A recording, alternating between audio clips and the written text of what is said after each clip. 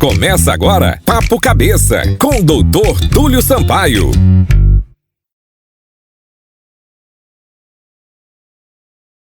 E a partir de hoje nós faremos um novo formato do nosso Papo Cabeça.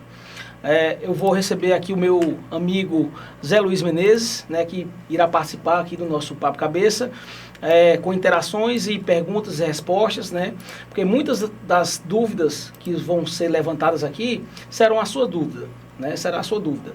Então, a partir de hoje teremos esse novo formato em que é mais interativo, é mais uma conversa em que a gente tira dúvidas e dentro desse tira dúvidas a gente levanta vários assuntos, né? E com certeza você encontrará a resposta dos seus questionamentos.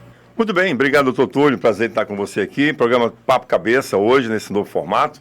A gente vai ter o maior prazer de conversar com você sobre essa condição de o que é um médico de cabeça e pescoço. A gente tem tantas dúvidas, né, doutor? Verdade. E aí o senhor deve se deparar com muita coisa no seu consultório, que o paciente chega assim meio perdido, né? E muitas vezes o senhor tem que decifrar sobre o que ele fala e aí descobrir realmente qual é a enfermidade daquele paciente, né? Exato. Então vamos bater um papo hoje sobre isso? Vamos lá. Vamos explorar o doutor Túlio hoje, ele está aqui já tem para responder essas perguntas.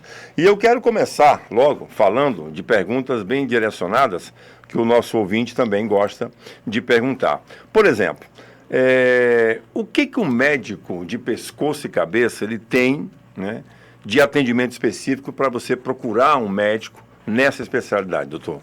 Bom, a especialidade de cirurgia de cabeça e pescoço é relativamente nova, né, no meio médico. E é uma especialidade eminentemente oncológica, ou seja, nós tratamos câncer, né? Muito embora a gente também trate doenças benignas que envolvem a região da cabeça e pescoço.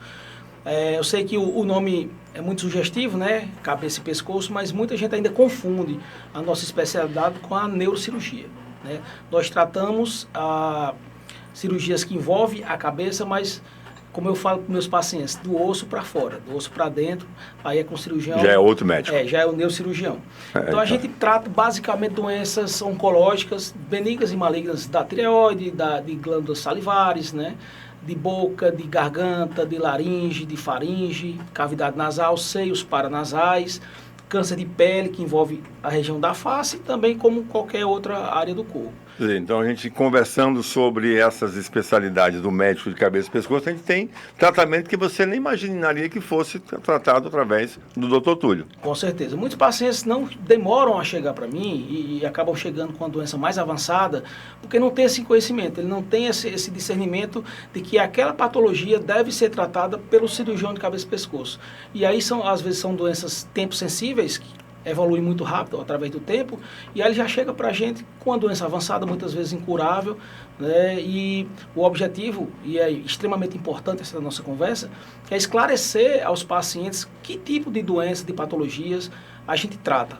Entendi. Geralmente as pessoas que estão, principalmente no interior, elas partem de um encaminhamento de um médico lá no PSF, lá no atendimento primário, para poder saber de fato o que lá está sentindo e aí encaminhado para o senhor. Como é que isso funciona? É dessa forma que os pacientes chegam até o doutor Túlio? Isso falando de paciente SUS, a porta de entrada para todo o serviço público, ele começa pela parte primária, né? Isso, serviço ambulatorial, não falando aqui das patologias de urgência.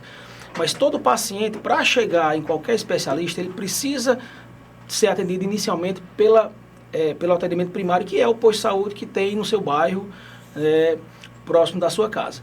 Então, o paciente ele tem aquela queixa, ele procura o médico do posto de saúde, passa por ele, tem uma primeira avaliação, e aquele médico ele vai ter condições de identificar qual é a patologia e direcionar para o especialista correspondente. Muitas vezes também ocorre uma falha no encaminhamento, né? Às vezes há um encaminhamento de forma equivocada para outro especialista, isso acaba perdendo tempo para o paciente, ele volta para atenção primária para depois chegar para a gente. Mas todo paciente que precisa de atendimento especializado, a porta de entrada é o posto de saúde. Agora, esse tempo é fundamental para poder cuidar logo da enfermidade. Com certeza. Quanto antes a gente avaliar esse paciente, identificar qual é o problema dele, dar o diagnóstico e iniciar o tratamento, é melhor para o prognóstico desse paciente. Para o resultado final, o objetivo nosso que é a cura do paciente. Sem dúvida. Por isso que é bom papo cabeça, porque estamos conversando justamente com o médico que trata exatamente dessa especificidade. Bom, doutor Túlio, eu queria fazer uma pergunta direcionada, e aqui tem uma participação do ouvinte, que ele pergunta, você falou em laringe, né? Falou em garganta, falou em boca. Existem locais mais comuns do câncer de cabeça ou pescoço? Assim, o tumor mais comum do mundo é o câncer de pele. É o câncer mais comum porque o maior órgão do corpo humano é a pele, e a pele é diretamente exposto ao principal fator de risco, que é a exposição. É mais suscetível, por exemplo, a sol aqui, o litoral aqui do Aquiraz, pescadores podem sofrer com isso. Sobretudo aqui no Nordeste, o sol é muito forte, né? E sobretudo aquele sol de 10 horas da manhã às 4 da tarde, que é onde incidem com mais agressividade os raios ultravioletos. E é o sol que as pessoas gostam de se bronzear, que é o sol que mais deixa a cor da pele do jeito que as pessoas gostam e acham que é saúde. Exatamente. E na verdade é perigoso. Então, assim, o câncer de pele mais comum na cabeça e pescoço é o câncer de pele, né? Porque a área é mais exposta, tá certo? A exposição solar. E outros tumores também são comuns nessa região. Tumor de tireoide, câncer de tireoide, tá certo? Muito embora que a maioria dos nódulos de tireoide, é importante diferenciar nódulo de câncer. Né? A imensa maioria dos nódulos são benignos, né? 90% a 95% de todos os nódulos são benignos, apenas 5% a 10% são malignos. Mas pode acontecer câncer na tireoide, câncer na laringe, câncer de língua, câncer de boca, né? Da garganta em si, tá certo? Câncer nos linfonodos, tá bom? Então, assim, toda essa região ela é passível de evoluir com uma doença uma doença mais grave. Isso. Doutor Túlio, uma pergunta do ouvinte. Os sinais e sintomas do câncer de boca, ele é fumante e muitas vezes aparecem ferimentos e ele trata com pomadas que são específicas como se fosse para afta, mas voltam. Esse é um sintoma de preocupação. Então, quais são os comuns sintomas causados em câncer de boca e garganta? Pronto. Você tocou aí num ponto-chave para esse tipo de tumor. Toda ferida, né, na boca que não cicatriza com 2 a 3 semanas precisa ser investigada. Então, assim, você tocou em 2 pontos, na verdade. O fator de risco, que é o tabagismo e o etilismo, tá certo? E hoje a gente tem um novo fator de risco que está mais evidente agora, que é o HPV, que está muito ligado a câncer de boca e de orofaringe, tá certo? Mas o principal fator de risco desse tipo de tumor, sobretudo no caso dele, que é um paciente fumante, é um paciente de mais idade, é o tabagismo. Então, assim, uma afta que apareça e não desapareça com 2, 3 semanas, precisa ser investigado. Com ou sem medicamento? Com ou sem medicamento, tá certo? Uma afta, dificilmente, ela vai passar mais do que 1 a 2 semanas. Uma afta que é causada por distúrbios gástricos, enfim, 1 a 2 semanas ela se resolve. Se o paciente tem uma lesão que não se resolva com 2 a 3 semanas, ele precisa procurar um cirurgião de cabeça e pescoço o quanto antes, porque isso aí pode ser um câncer. Já é um motivo de investigação mais aprofundada, por exemplo. Com certeza. Né? O senhor falou em labirintite, né? Foi labirintite, não foi Laringe. isso? Laringe. Mas também a tireoide. Sim. As pessoas falam muito que ficam tontos porque tem esse negócio de labirintite e tal. Existe alguma relação de câncer de labirintite, de tireoide relacionado à tontura? Como é que a pessoa começa a se preocupar, doutor Túlio, em procurar, por exemplo, o senhor para investigar mais isso? Pronto. O câncer de tireoide, ele não causa sintomas de tontura, né? O que causa sintoma de tontura é mais doenças relacionadas ao labirinto, que é a região do ouvido, né? Do ouvido interno. O principal sintoma do câncer de tireoide é uma nodulação no pescoço, um caroço nessa região do pescoço. Mas isso só pode saber se tiver uma investigação por exame? Isso. O câncer de tireoide, dentro da nossa área, a gente tende a ter uma agressividade menor, né, em termos de investigação. Por quê? Como eu falei anteriormente, a maioria dos nódulos de tireoide são benignos, tá certo? Apenas 5 a 10% são malignos.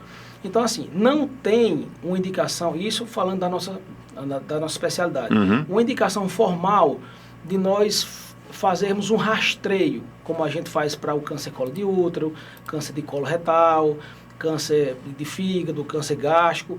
Não tem uma indicação de você ficar fazendo ultrassonografia para saber se tem nódulo. Por quê?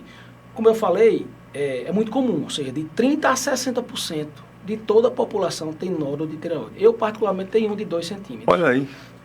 Então, o que é que pode acontecer? A pessoa faz um ultrassom, a chance dela ter um nódulo é de 30% a 60%. E se essa pessoa não estiver diante de um especialista que saiba conduzir aquele caso, ele vai solicitar exames desnecessários, como punção, que é um exame invasivo, né? Ele vai acabar gerando uma ansiedade muito grande nessa paciente, porque ele não tem conhecimento de como se comportam os nódulos, e aí a paciente já chega para a gente extremamente ansiosa, depressiva, achando que tem um câncer, e na maioria das vezes não tem, é benigno o nódulo. Então, assim, quando é que o paciente ele vai se preocupar em procurar um cabeça? Quando chega a ser um fator de risco, Isso. por exemplo. Quando ele percebe um caroço nessa região. A tireoide, ela fica nessa região. Muita gente acha, doutor, tem um caroço aqui, eu acho que é da tireoide. Não, a tireoide, ela fica nessa região aqui de baixo. Certo? Então, assim, se o paciente percebe o nódulo, pelo menos ele deve ter ali de 2 e poucos centímetros. Porque a sensibilidade tátil só permite a gente perceber o nódulo, diferenciar o nódulo dentro da tireoide acima de 1,5, 2,5, certo? Então, assim, se o paciente ou o médico percebe o nódulo, precisa fazer um ultrassom. E aí já começa a investigação, porque a ultrassonografia é extremamente importante para nós, certo? Porque a ultrassom, ela vai nos dar informações sobre o grau de suspeição daquele nódulo. E através dela é que a gente vai indicar ou não um procedimento invasivo, que é a punção, tá certo? Então, assim, percebeu o nódulo de tireoide, procura a gente vai solicitar um ultrassom e vai solicitar ou não a punção. O principal fator de risco para desenvolvimento de câncer de tireoide, o mais comum é o carcinoma papilífero, é a exposição à radiação ionizante, diferente da radiação solar, certo? Hoje o país que mais tem câncer de tireoide é o Japão, né? Se você lembrar das bombas de Hiroshima e Nagasaki, então assim, radiação muito, muito alta naquela região. Então ele é o país que mais tem câncer de tireoide. Eles estão anos-luz na frente da gente com relação ao manejo desses pacientes. Então, assim, principal fator de risco, exposição. Aquela pessoa que trabalha com radiologia, técnico de radiologia, faz muito exame, seja de raio-x, tomografia. Muita gente quer fazer raio-x e não sabe o risco que está correndo, né, da quantidade repetitiva de raio-x que faz. O principal fator de risco é a exposição à radiação ionizante. Existem outros tipos de câncer, como o carcinoma medular de tireoide, que esse tem um fator familiar, genético, tá certo? Associado. Mas não é a maioria. O principal é o carcinoma papilífero, que tem relação com a radiação ionizante. Muito importante estar falando com o doutor Túlio, porque esse é um assunto que muitas vezes você tem até medo de fazer o exame, com medo do resultado. E o mais importante é que você saiba o resultado, que é para poder procurar um médico especializado e tratar dessa enfermidade o quanto mais cedo possível. Com certeza. Não é isso? Muita gente chega para mim nervoso, e aí geralmente o homem, né? A mulher, ela tem esse comportamento mais... Nós temos uma estatística que a mulher é muito mais preocupada com a sua saúde do que com o homem, né? No ano ela vai muito mais vezes ao médico. Com certeza. E muitas vezes, quando o homem chega, ela chega com a esposa.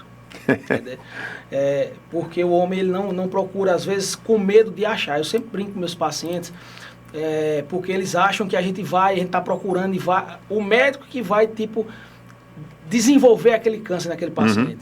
E eu sempre digo, não, se você tem um câncer, você tem um câncer. Se for para ser descoberto, que seja descoberto a tempo de ser tratado e tenha uma chance elevada de cura. Porque se você tem uma lesão, tem vários pacientes que têm rouquidão. Rouquidão é o principal sintoma de um tumor de glótula, por exemplo. Tem rouquidão há 1 ano. Entendeu? Não é normal, rouquidão, 2, 3 semanas que não melhora, tem que procurar ou um otorrinolaringologista ou um cirurgião de cabeça e pescoço para investigar isso aí. Então tem gente que passa 1 ano com a rouquidão e não procura.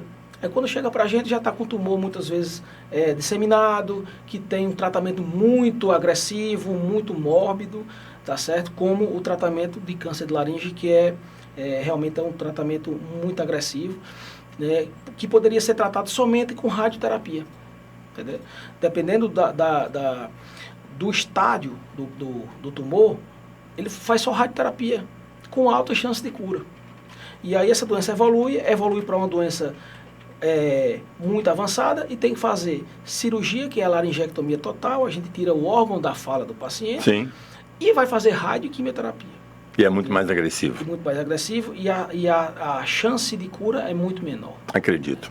Bom, eu estou aqui no Papo Cabeça com o Dr. Túlio, né, tentando esclarecer alguns assuntos e dúvidas dos nossos ouvintes. Eu queria fazer uma pergunta relacionada a crianças e adolescentes. Há pacientes que chegam muito no seu consultório e se existe alguma forma assim de a gente perguntar, por exemplo, crianças e adolescentes desenvolvem algum tipo de câncer de cabeça e pescoço, doutor? Tem. Dependendo da faixa etária do paciente, eles têm uma predisposição maior para determinados tipos de câncer. É comum chegar no meu consultório mães, né, com crianças de 5, 6, 7, 8 anos, né, com queixa de linfonose no pescoço. Uhum. Né? E já chegam muito ansiosas porque olhou na internet e viu que poderia ser um câncer. Realmente existe um tipo de câncer primário dos linfonodos, que é o linfoma, tá certo? Que pode acometer crianças nessa idade. Mas é raro, não é o comum, tá certo? Então, assim, o que é mais comum? Começar a explicar o que é o linfonodo. O linfonodo é a landra, né? O que é popularmente conhecido como landra. E o linfonodo ele é uma estrutura que participa da resposta imune do sistema imunológico da gente. Então, a criança, ela não tem um sistema imune completamente desenvolvido ainda. Então, ela está em contato com vírus, com bactérias, todos os dias, todas as horas, entendeu? Então, assim, esse linfonodo, em contato, quando o organismo ele entra em contato com o vírus, ele vai reagir, né? Uhum. Ajudando o organismo a produzir um anticorpos, né? E aquela glândula, aquele linfonodo, ele aumenta de tamanho. E, muitas vezes, ela some total. Mas outras não. Eles ficam lá um carocinho pequeno, 1, 2 centímetros, né? Que é um resquício ainda daquela infecção que ele teve, que é a maioria dos casos, né? Então, quando o paciente chega, uma criança, a gente avalia, eu sempre avalio o pescoço. Já no exame físico, dá para a gente ter noção se é uma lesão suspeita, se não. Uhum. Mas geralmente a gente pede uma ultrassonografia também para ver o aspecto dessa lesão na ultrassom. Porque a partir da ultrassom é que eu vou decidir o que eu vou fazer com esse paciente. Se eu vou só acompanhar, né? Geralmente a gente solicita um painel viral, né? Todas as sorologias para ver se ele tem alguma doença aguda em atividade, né? E dependendo do resultado da ultrassom, a gente parte para o procedimento invasivo, que é a biópsia desse linfonodo. Mas a maior parte das queixas das mães, né, que traz os filhos, é doença benigna. E eu tenho uma dificuldade muito grande para convencer essas mães de que aquele linfonodo daquela criança é uma reação natural do organismo, tá certo? Mas é importante que realmente se a criança tem um linfonodo maior, 3, 4, 5 centímetros, que geralmente não dói, né? É engraçado porque o paciente quando chega com linfonodo... Não sente incômodo nenhum. A paciente quando chega com linfonodo doendo, né? Ou o próprio paciente, ou a mãe trazendo o filho, eles chegam apavorados. E eu sou o contrário. Quando chega com o linfonodo doendo, eu digo, pronto, é reacional, é inflamatório. Porque o linfonodo doente, seja ele de linfoma, seja ele uma metástase de outro tumor, de outro local, ele geralmente não dói. É um linfonodo Isso que é tá preocupante. Lá, o que não dói, sim. Né? O que não dói, o que é endurecido, é redondo, tá certo? E o que não dói, esse aí a gente já fica mais assim. O que dói eu sei que ele está doendo porque ele está inflamado. Se ele está inflamado, ele está reagindo a uma... Está combatendo alguma coisa. Exatamente. Muito bem. Conversando com o Dr. Túlio, ele que é médico de cabeça e pescoço, um papo muito legal de esclarecer dúvidas. A gente falou de consequência, de causa, de tratamento, mas para fechar o nosso bate-papo de hoje, uma pergunta da Francisca Maria. Doutor, tem como prevenir câncer de cabeça e pescoço? Com certeza. A prevenção, na verdade, a gente considera como tratamento primário, né? Então, tratamento primário, secundário, terciário. O tratamento primário, ele envolve exatamente a prevenção. Como é que eu vou prevenir o câncer de pele? Evitando exposição solar das 10 às 16 horas. Se não tiver possibilidade, usar protetor solar, usar guarda-sol, tá certo? Se proteger do sol nesses horários de pico. Com relação a câncer de boca, de laringe, de orofaringe, cessar o tabagismo e o etilismo. Uma curiosidade aqui. uma pessoa que fuma e bebe todos os dias, ele tem um risco 30 vezes maior de desenvolver um câncer nessa região do que uma pessoa que não fuma e que não bebe, certo? Poxa. Então, é um fator de risco muito importante. Então, cessar o fumo, cessar o tabagismo, cessar o etilismo, tá certo? Com relação à cavidade nasal, né, sempre prestar atenção se o nariz está ficando obstruído, tá certo? Com relação à tireoide, evitar exposição à radiação ionizante e se for um profissional da saúde, usar protetor, né? Existem os protetores de tireoide, tá certo? E esse tipo de radiação não está somente ligado ao câncer de tireoide, mas também ao câncer de testículo e à infertilidade também, em homens, olha em só, mulheres. Não sabia. Entendeu? Então, assim, a exposição à radiação é muito perigosa. Muito perigosa. Com certeza. Então, essas são ações preventivas para eu evitar câncer nessa região de cabeça Exatamente. E pescoço. E sem falar da alimentação claro. Saudável, tá certo? Prática de exercício físico também. Físicos, né? São prevenções não somente para cabeça e pescoço, mas como todos os outros cânceres, a gente sabe que tem um fator ali alimentar muito associado ao desenvolvimento do câncer, sobretudo do esôfago, né, e dos quentes. Né? A gente sabe que um fator de risco muito grande para tumor de esôfago é a ingestão de líquidos quentes. Muito bem. Conversamos com o Dr. Túlio no Papo Cabeça. Muitas perguntas ficaram para o nosso próximo encontro, até aqui relacionada a sexo oral, se isso pode ser um fator de risco, como também aqui perguntas ficaram pendentes para o próximo programa que nós vamos estar conversando aqui, a questão de se pode ter uma vida normal após uma doença como essa. Doutor Túlio, eu vou ficando por aqui. Obrigado por essa oportunidade, foi um prazer imenso. Parabéns pela segurança que você passa para todos nós e que prevenir sempre vai ser o melhor remédio. Com certeza. Eu que agradeço aqui a sua participação, a sua brilhante participação, que vai abrilhantar nosso Papo Cabeça aqui, que vai ficar uma conversa mais informal, né? Que é consulta médica. Exato.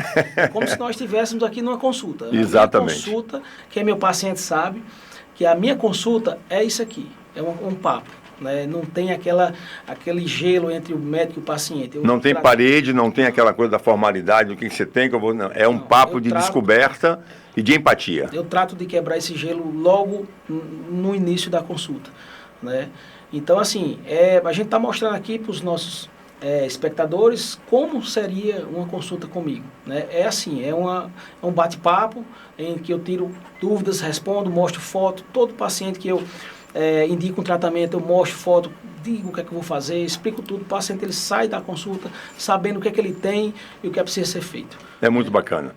Bom, Dr. Túlio Sampaio, médico especialista em cabeça e pescoço, cirurgia de cabeça e pescoço, atende aqui no município de Aquiraz. Obrigado pela oportunidade, forte abraço, até a próxima. Obrigado, até mais. Papo Cabeça, com o Dr. Túlio Sampaio.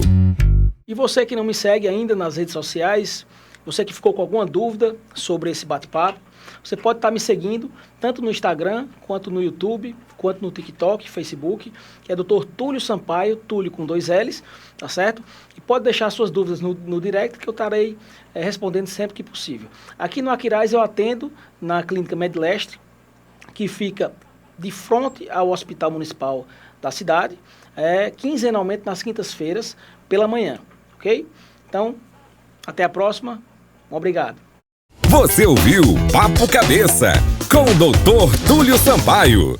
Dr. Túlio Sampaio é médico cirurgião cabeça e pescoço. CRM Ceará 14872. RQE 13448.